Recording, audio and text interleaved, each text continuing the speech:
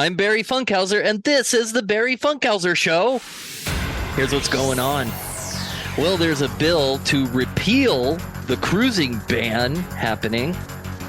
A man has been accused of stealing the Dallas Zoo monkeys. He's arrested now. And California weighs making flag football a girls' school sport. As always, I'm here with my co-host and general know-it-all current events guy, Joe. Hello, Joe. Hello, Barry. That's right. Hello, Barry. That's right. Well, it's Barry Funkhauser. That's right, Barry Funkhauser. Oh, that's right. I did say the whole thing twice. You know why? It's because every time somebody asks me what my name is, I say it's Barry Funkhauser, and they go, Barry Funkhauser? And I go, that's right, Barry Funkhauser. So it just kind of caught on. So it's kind of like... People say, is that your real name? That's right. That's right. So it's kind of like Costanza. Okay. Come on, I can reach back to Seinfeld. Oh, you want to hear funny? Speaking of that, want to hear something funny? So me and the sweetie were driving around, right? And somehow the answering machine song got stuck in my head. You know, believe it or not, Eve isn't at home, so please leave a message at the beep. The greatest American hero theme song? I must be out. So, or I'd pick up the phone. Where could I be? Believe it or not, I'm not home. I'm not home. And she's like, that is funny. So funny. Can you make that my voicemail? And I was like, did she have any idea what it was from? I don't think she had any idea from where it was from. So I was like, well, I will, but first let me tell you where it's from. And then do you still want me to do it? She's like, yeah. So if you call her number now, you'll hear me singing that song. Nice. I'll do it just to hear your voice. Believe it or not. All right, let's get into some news today, huh? All right, sounds good. A South Bay leader is heading to Sacramento to bring forth legislation that repeals cruising. I've been involved with cruising down Highland Avenue since I was 14 years old. My first car was a 1964 Chevy Impala. Jovita Arellano, the president of the United Lowrider Coalition, has known a life of lowriding, cruising for decades. I was also a part of the girls' car clubs called the Specials. And we went out there every single Sunday night and cruised with everybody else. These two are we've been friends for 47 years. Until the lifestyle became no more. Since 1992, California has allowed cities to ban cruising and drop vehicle suspensions. Arellano says at the time, lowrider cruises attracted crime, violence, but she still felt the ban showed bias. It's an injustice. You know, it's a racial discrimination against the Black and brown communities. We were Latinos.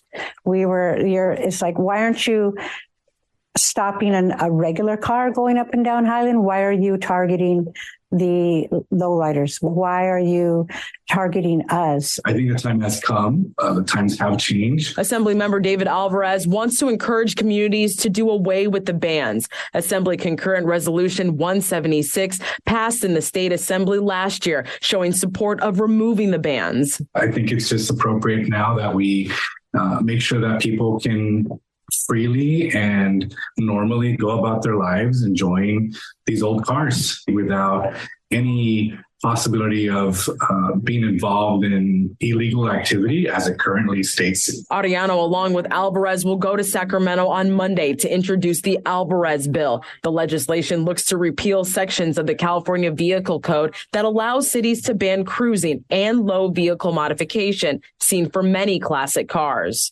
The city is ready. San Diego County is ready. Lowrider community is ready and waiting. It's history. This is going to go in the history books. We're going to get this in the history books. In San Diego, I'm Alani Latang, Fox 5 News. So, oh my God, this is such the stupidest story. You think so? I mean, yes. I'm sort of for it because I used to love lowriders riding around cruising. All right. The lowrider part, I don't care about. Like, let people modify their cars however you want. Like that part, yes, should be repealed. But no, the cruising, no, it's so dumb. Don't let people just like drive up and down the same 2-mile strip back and forth. We have such horrible traffic issues in our city. Like, we don't need people These aren't all day long. cruising These are around. like cruise nights. Like, It's not so all day dumb. long. It is. No, I just think this is so dumb. No, I don't think people should be allowed to just cruise down a boulevard. I don't understand this subculture in our society. The lowrider thing, sure. You want to have car club? Sure. You want to go to Bob's Big Boy over in Toluca Lake and you want to hang out on Sunday night and show off your classic car. You want to show off your modified hydraulic system and stuff like that. Sure, go for it. You want to drive down the highway? No. Well, no. Toluca Lake or if a bunch of them are driving down the street getting there, would that be considered cruising? No. Cruising is when you pass by go back and forth. fixed location 3 times in less than a half hour. That is called cruising. Oh, I got you. Okay. All right. Well, there's an actual definition of cruising. It's not just driving a lowrider down the street. I don't know. I have mixed feelings about this. I like the cops not involved in a lot of things, and this is one of them. Oh, I like I said, I don't mind. Like, let people modify their cars, but just driving down a street back and forth to be seen is dumb, and it causes traffic congestion. And honestly, it's not safe for the people on the street that want to enjoy those businesses. It's not. Cruising is stupid, and it should not be allowed. Low riding, car clubs, you want to meet somewhere, and like check out your car. You want to drive that car down PCH and enjoy the sunset or, whatever it might be. That's fine. But you don't need to just keep driving around a block constantly so people can see you driving your car. It's stupid. So dumb. Okay, and most of them have bad stereo systems in them anyway, so they're not listening to talk radio, so it's all dumb. All right, today's show is brought to you by Wolf Tracks. Unleash the love. Do a good deed for dogs. Walking with the free Wolf Tracks app helps you earn for your favorite animal charity. Download the Wolf Tracks app, start walking your best friend, and unleash the love for all dogs. All right, more news on the Barry Funkhauser show. Hey, Joe, you remember last week when we were talking about the monkey that got abducted from the Dallas Zoo it was a strange story. You remember? Yes, the tamarin monkeys. I remember because they have the mustaches that look like Raleigh Fingers, the baseball player. Yeah. That's the only reason I remember. It's because they have the cool mustaches. Well, officials say 24-year-old Davion Irvin, the man accused of stealing 2 emperor tamarin monkeys from the Dallas Zoo, was arrested near a transit train station. Zoo officials say he's also likely linked to other incidents and tampering. The stolen monkeys were found at this house in Lancaster, owned by the church next door. The pastor's daughter said the place was in terrible shape. When police discovered cats and other animals had been kept in the house, the church wanted to make a youth center. So that's setting us back even further as far as getting the facility up and going. But it was really a shock to see that those precious, animals was in there. The church recognized this photo of a person police wanted to question as a guy who'd been seen around that house. The best way to describe it is determined. We're determined to make sure that we do everything we can to not let this happen again. Zoo people thank watchful people from the church and from the Dallas World Aquarium, where the man from that picture was also seen asking questions about animals. At a DART rail station near the aquarium, police arrested 24-year-old Davion Irvin. He has a driver's license address in DeSoto. People in that house today declined to talk about him or how he got monkeys out of the zoo. We do know how he got them out. That's part of the ongoing investigation. That's part of our evidence. But yes, we are aware of how he got the monkeys out. Last month, a clouded leopard was able to roam free for a day at the zoo after 2 different enclosures were damaged. A vulture died after receiving a wound in its enclosure. Our investigation has determined that he is tied to those other cases. The vulture case is still under investigation. The repeated security breaches alleged by this same person have zoo people promising changes. But we've added more cameras throughout the facility. We've added more patrols. We're evaluating all of our internal policies on security. And police say the investigation is not over. In Dallas, Ken Kaltoff, NBC5. So do you still think it's an animal rights activist, Joe? He might not be like an official representative of an animal rights activist group, but it sounds like he did not want animals to be in these cages. Even though these like animals the cops know now why it happened, but they're not necessarily telling us until they actually have all their I's dotted and their T's crossed. Yes, but he doesn't. But I do feel like he did not want animals in cages. But animals like this are typically not able to survive in the wild by themselves. So him trying to rescue these rescued animals just puts them in more danger. He's doing a disservice to the animals, trying to do something that he feels is probably morally right. I wonder how much jail time you get for this.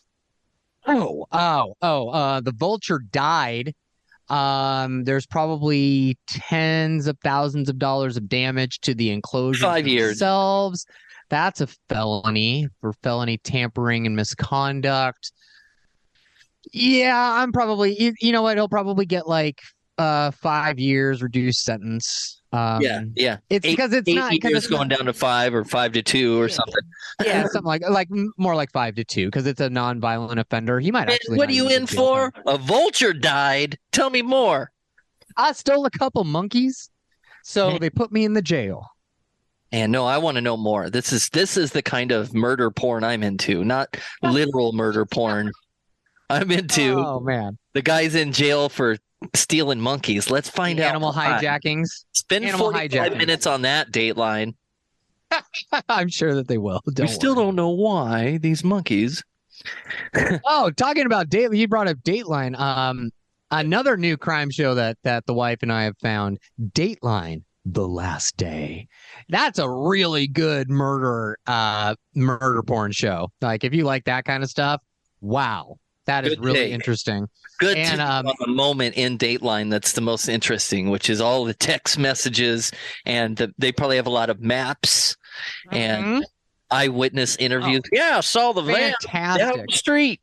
Yeah. Oh, and it's all like the old like the older Dateline reporters each get their own episodes. So like we've been watching episodes with like Keith Morrison and stuff. That's like awesome. Does it end the same way with the court case and in the end? Does it give you the whole story?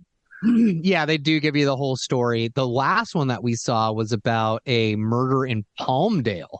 So it was even like close to home too. I was like, oh, Palmdale, I know where that is. I know where Palmdale is. Oh, so yeah, really fascinating. Horror on Musical Road, The Last Day. Exactly. So now it's going to be like Dateline, animal abductions. It's going to be found, and you know what? I will be the first one to watch it. Okay, so where's that going to air? On the Crime Channel or Nat Geo? Nope, on Peacock. That's where all the Dateline stuff goes. It's on Peacock, my friend. Totally ignore my joke and go for the literal. Because I can't understand jokes. Remember, we've talked about this. Fine. I don't understand sarcasm. Mine aren't that good either, so maybe they can out there. Maybe. If you want to try to get me to laugh, you got to just stick with puns. That's the only thing I understand is puns. That's it. That I could do. Let me Google dadjokes.com. Yes, that's the only thing I get now. It's so sad. I really need to integrate myself into the comedy world. I'm going to have to go to like comedy shows because I just don't know and I cannot understand comedy these days. Counts as a giggle, though. A pun counts as a giggle, and that counts. Giggle. All right, let's do some more news today on the Barry Funkhauser Show. California officials are considering a plan to make flag football a girls' high school sport amid soaring popularity of the game and a push to get more female athletes on the field. That's right. CIF right now, they're gathering and will vote today on whether to make this an official high school sport. Take a look here, some pictures. It's already a sport, or at least a program that is at many schools across Southern California. You have here Long Beach Polytechnic High School, who just played a championship game against Gardena. Proponents of the sport say the goal is to get more girls involved in high school sports and tap into the widespread love of football without tackle. Southern California schools spanning from Long Beach to Corona are hoping to start teams in the fall, and with the approval would allow districts to add the sport to their budgets.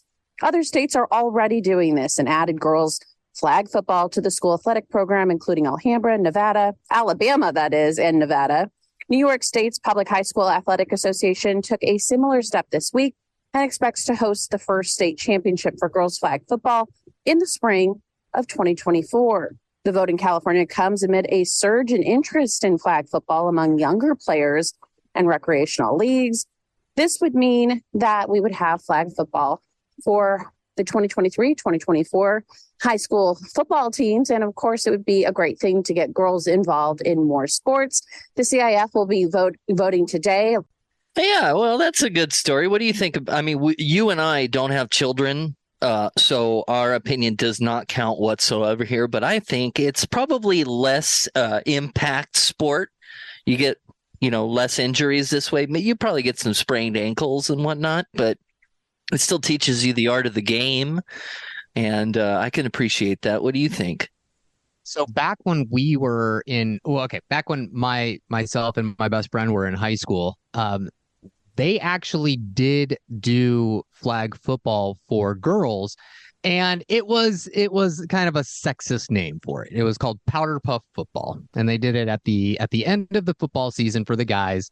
The girls would all get together, and they would, in the school, and they would make their teams, and they would go out. And I swear to you, those women were vicious. It might have been flag football, but there were some monster hits on the field. Monster hits on the field. It was wow. I think my goddaughter would have actually really enjoyed this. She bonded with her dad over football, and sports, and she got a scholarship to go play softball because she's awesome and stupid smart. So and it gives me a reason to go out to New York because she's going out to school. Oh yeah, isn't that the one that you congratulated a few months ago when it happened? Wasn't that the same? Yeah, she's my goddaughter. Niece? No, this is my goddaughter. My niece got a scholastic award for DC, so that's going to happen. Okay, so you've got some younger women in your life. So what do you think if they get scholarships for that kind of stuff, and go all the way to state. I mean, yeah, but flag football is becoming more of a thing. The Pro Bowl that was just played this last weekend, it was flag football. It was the pro guys from the pro NFL teams. They played flag football for the Pro Bowl because no one wanted to get hurt. People were starting to get hurt in the Pro Bowl, and people didn't like that. So, yeah, I think that this is great. Like moving to a flag football system, it is less violent. The hits, you're probably not going to have to worry about concussion issues as much because, you're not tackling people to the ground necessarily, and you're not giving like monster hits all the time. So I think that this is a great way to involve girls and young women in sports. Get them out there, get them excited about being athletic, and it really does give them a lot to bond with their fathers or their the male role models and role figures in their life. Role figures, is that even work? Yeah, role models and male figures in their life.